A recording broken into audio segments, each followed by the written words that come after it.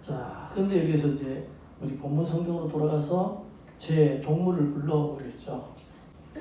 동물하는 그런 단어는 아니고요. 호라는 단어, 이 단어로 사용됐습니다. 이것, 이 사람, 저 사람 이렇게 이제 표현됐습니다. 자, 사람들을 불러 이렇게 표현합니다. 17절에 보면 이제 너희를 향하여 피리를 불어도 춤추지 아니하고, 여기 이제 춤추다 해서 이 단어가 이제 살로메의 춤이 나오죠. 헤로디아의 딸, 헤롯디아 앞에서 마태복음 14장 6절에서 춤을 추는 모습이 나오는데 춤추지 않는다.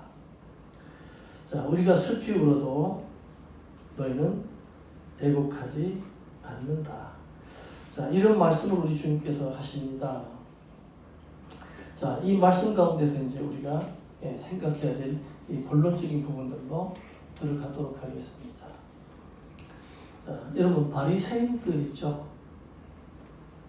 바리새인들은 그들이 목적 자체가, 삶 자체가 외식하는 걸 지금 제외하고 본 뜻을 말하면 성경대로 삶을 사는 경건주의가 이 바리새인의 목적입니다.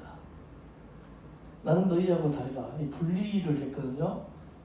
분리주의. 나는 너희들하고 다르다는 이 경건에 대한 부분을 얘기를 했습니다. 그런데 경건을 이야기를 하고 경건하게 삶을 살아야 된다고 말하면서 그들은 입술로는 존경하지만 마음은 멀었던 것을 말하죠. 그게 이제 우리들의 문제입니다. 그리고 또 그들은 뭐냐, 그러니까는 기도하면 골방에 들어가서 해야 되는데 아고라, 이 사거리에서 기도했고요. 그들은 금식하면 금식 안 한 척 해야 되는데 금식한 척 이렇게 하죠. 하나님께 향한 것일까요? 아니면 사람들에게 보이려고 하는 걸까요? 자기 목적을 이루려고 할까요? 하나님의 목적을 이루려고 할까요?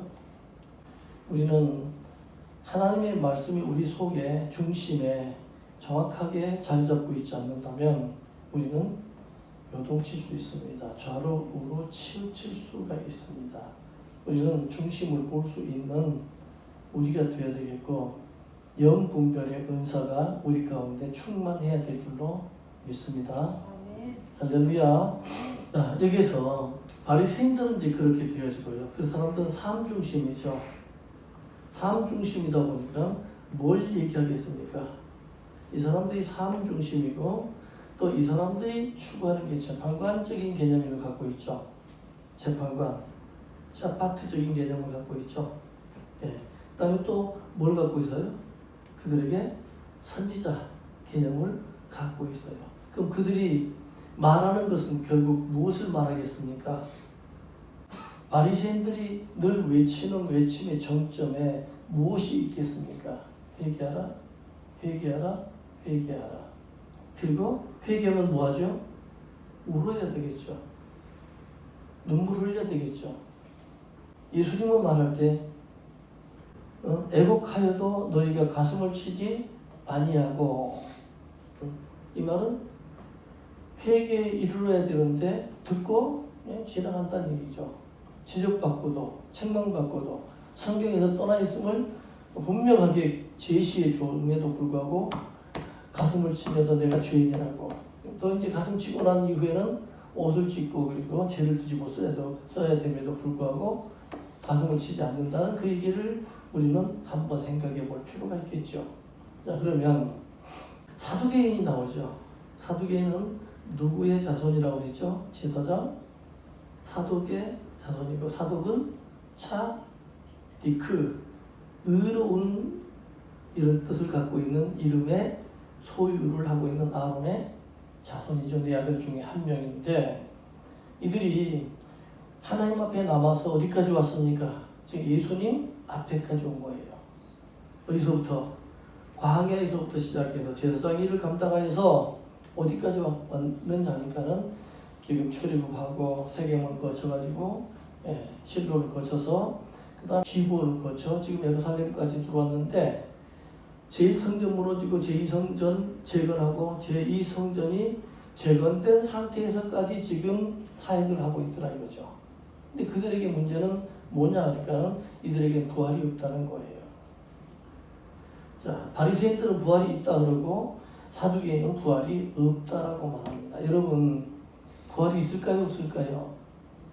근데 여기 분명히 우리가 짚고 넘어가야 될 것이 있는데 사두개인들은 부활이 없다고 말합니다. 이 사두개인들이 말하는 부활이 없다는 것에 대해서 예수님은 아무 말도 안 합니다. 바리새인들이 회개하라 하고 우리 외치는 것에 대해서도 우리 주님 별 관심 없습니다. 그럼 주님은 뭐냐? 그러니까 이것도 저것도 아니다. 주님은 주님 스타일로 간다는 얘기죠. 자, 그러면 바리새인들의 모습과 사두개인의 모습이 다른데 이 사두개인은 예배 중심이에요. 예배만 드리면 되는 거예요. 제사만 드리면 되는 거예요. 삶은 어떻게 살든, 삶은 저렇게 살든 이렇게 살든 하나님 앞에 나오면 어차피 제사 드릴 때 모든 것이 다 해결되고 용서해주고 회복되어지고 또 치료도 해주니까 제사만 드리면 된다. 이 말은 오늘 우리 예배 지상주의하고 똑같은 내용이 됩니다. 그런데 예수님은 이 둘에 대해서 별로 관심이 없었어요. 왜? 회개하라는 거에 대해서도 회개는 뭐가 따라야 되죠?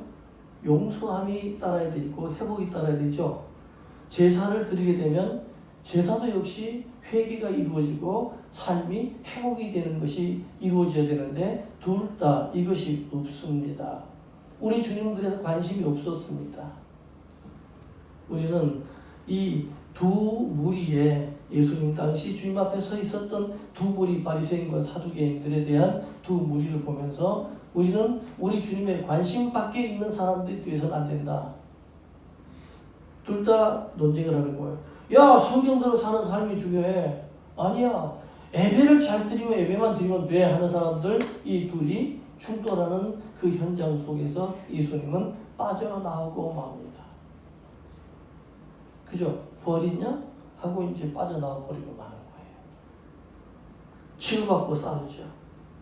그죠? 없다. 있다. 부활이 있다면 여기는 뭐가 따라야 됩니까? 삶이 따라야 되는데 삶에 대한 얘기를 할 수 없으니까 삶에 대한 얘기를 안 하는 게 사두개인. 그죠? 자, 바리새인들 삶을 산다고 하는데 삶을 살려면 반드시 치료와 회복과 화해가 이루어져야 되죠. 그럼 반드시 뭘 해야 됩니까? 예배를, 제사를 드려야 되는데 제사는 드리러 가려니까 돈 드니까 시간이 많이 소요되니까 제사 드리러 가는 것은 멀리하고 삶에서 삶을 사는데 입술로는 존경하지만 마음은 먼 모습, 이것이 2000년 전 우리 주님 앞에 서 있는 두 신앙인들의 모습이었다.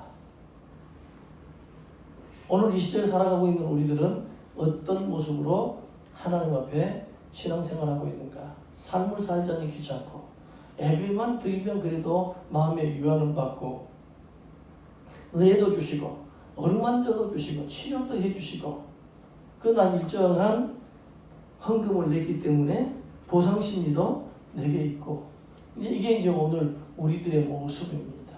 우리 주님은 바리새인의 말하는 것은 듣고 그들이 행하는 것은 본받지 말라고 했죠. 자, 그러면 우리는 바리새인들이 말하는 것, 너희들 성경대로 살지 않는다, 돌아와라 하는 것이죠.